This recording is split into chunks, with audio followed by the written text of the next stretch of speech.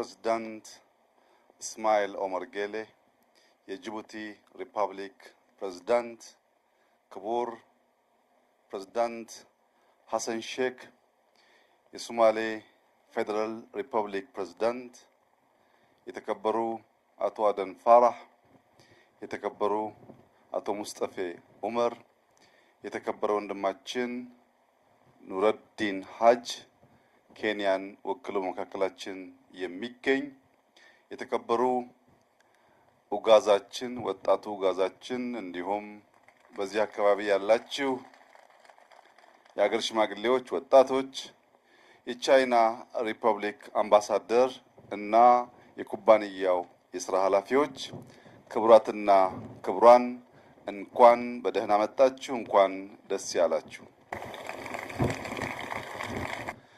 ክቡራትና ክቡራን፣ ኢትዮጵያ ውስጥ ልናረጋግጥ የምንወደው የብልጽግና ጉዞ የ20ኛውን ክፍለ ዘመን መባቻ፣ የ21ኛውን ክፍለ ዘመን መጀመሪያ አጠቃላይ የዓለም ኢኮኖሚክ ጉዞ ከግምት ያስገባ ነው። በ20ኛው ክፍለ ዘመን አጋማሽ በኋላ የነበረው የዓለም የእድገት ጉዞ ለምዕራቡ ያደላ ሲሆን ከምዕራቡ ዓለም ውጭ የነበረው የዓለም ሕዝብ ከሞላ ጎደል በጨለማ ውስጥ የነበረ ነው ማለት ይቻላል። ያ የሆነበት ምክንያት ከሁለተኛው የዓለም ጦርነት በኋላ አጠቃላይ የዓለም ስትራክቸር፣ የዓለም ተቋማት የተገነቡት በዚያ ጦርነት ውስጥ ከፍተኛ ድርሻ የነበራቸውን ሀገራት መልሶ ለመገንባት ታሳቢ ያደረገ ስለነበረ የተቀረው ዓለም ሰከንደሪስ ነው ማለት ይቻላል። በዚያ ምክንያት እምብዛም እድገት የታየበት አልነበረም። 21ኛው ክፍለ ዘመን ግን አዲስ ምልከታ፣ አዲስ እይታ እና አዲስ የዓለም እድገትን ይዞልን መጥቷል። በ21ኛው ክፍለ ዘመን የመጀመሪያው ኳርተር ወይም የመጀመሪያው 25 ዓመታት የምዕራቡ ዓለም እድገት የመጨረሻ ፒክ የደረሰበት መሆኑን በገሃድ አሳይቷል።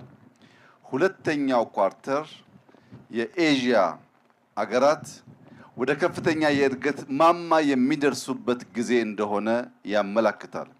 ሶስተኛውና አራተኛው ኳርተር የአፍሪካ ዘመን የመሆን እድሉ በጣም ከፍተኛ ነው።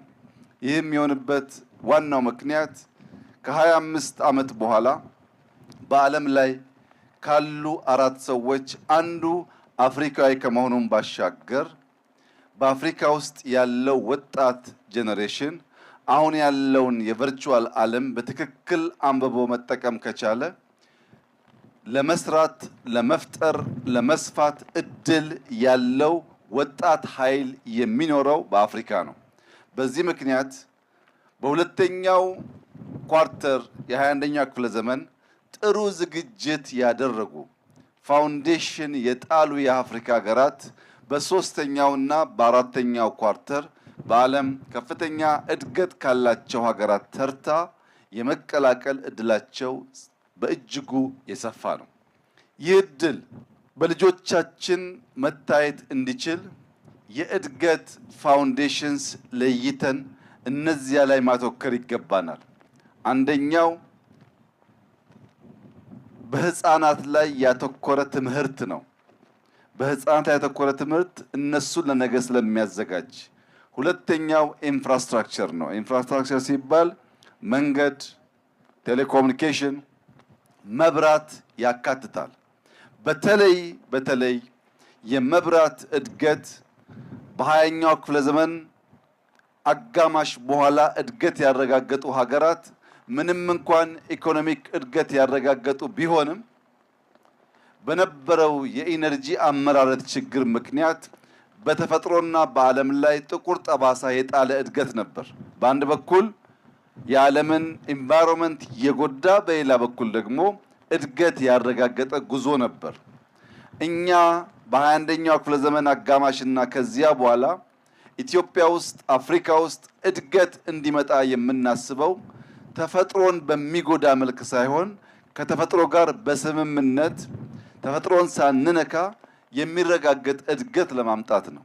ለዚያ ሁነኛው መድኃኒት ደግሞ ክሊን ኢነርጂ ላይ ማተኮር ነው።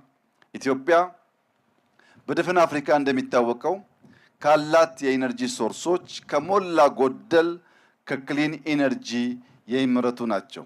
ለዚህም አንዱ ማሳያው የአፍሪካ ግርማ ሞገስ፣ የአፍሪካ የመቻል ማሳያ፣ የአፍሪካ ህዝቦች ከፈለጉና ከወደዱ እንዲሁም ከተደመሩ አንጋፋ ስራ ጀምረው ሊጨርሱ እንደሚችሉ ያሳየው በኢትዮጵያውያን ታስቦ በኢትዮጵያውያን ሀብት ብቻ የተገነባው የህዳሴ ግድብ ለኛ ለኢትዮጵያውያን ኩራት፣ ለመላው አፍሪካ ደግሞ የምሳሌነት ምልክት ነው። በህዳሴ ግድብ በሃይድሮ ፓወር ከውሃ የምናመረጨው ኢነርጂ ክሊን ኢነርጂ ነው።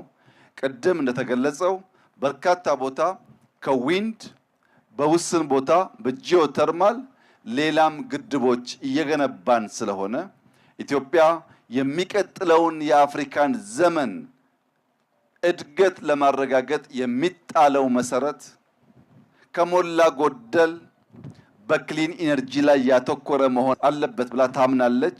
በዚሁም ምክንያት የተነሳ አይሻ ላይ እንደምታዩት በዚህ ክልል ኢነርጂ የማምረት ጅማሮ 2017 የተጀመረ ቢሆንም በኮቪድ እና በፋይናንስ እጥረት ዘግይቶ ባለፉት 1 ዓመት ተኩል ወይ 2 ዓመት ማክሲመም ይህ ፕሮጀክት የመጀመሪያው ፌዝ መጠናቀቅ ችሏል። ለዚህም የኢትዮጵያን መብራት ኃይል ባለስልጣን የቦርድ አባላት የሰራውን ኩባንያ በጥቅሉ የክልሉን ማህበረሰብ ማመስገን እፈልጋለሁ። የኢትዮጵያ እድገት የኢትዮጵያ ኢነርጂ ከአካባቢ ሀገራት ትስስር ውጪ ለብቻ በማደግ የሚረጋገጥ አይሆንም። የ21ኛው ክፍለ ዘመን አጋማሽ ለመላው አፍሪካ የመጣ ብስራት ስለሆነ እኛ ኢትዮጵያ ውስጥ የጀመርነው እድገት ጎረቤት ወንድም ሀገራትን የሚነካና አስተሳስሮ እንድናድግ የሚያደርግ መሆን ይኖርበታል።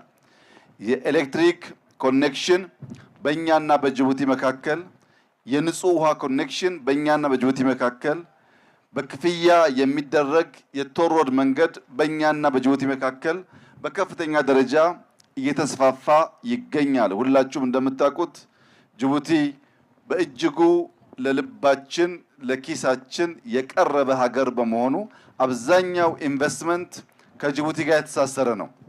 በሬልዌይ፣ በሃይዌይ፣ በኤሌክትሪክ፣ በውሃ፣ በአየር፣ በዲፕሎማሲ ከዚያም በተጨማሪ እንደ አንድ ቤተሰብ የመተያየት ከፍተኛ ጠንካራ የሆነ ዝምድና ያለው ሀገር ነው ጅቡቲ። ፕሬዝዳንቱ ይህን ለማረጋገጥ መካከላችን ተገኝተዋል።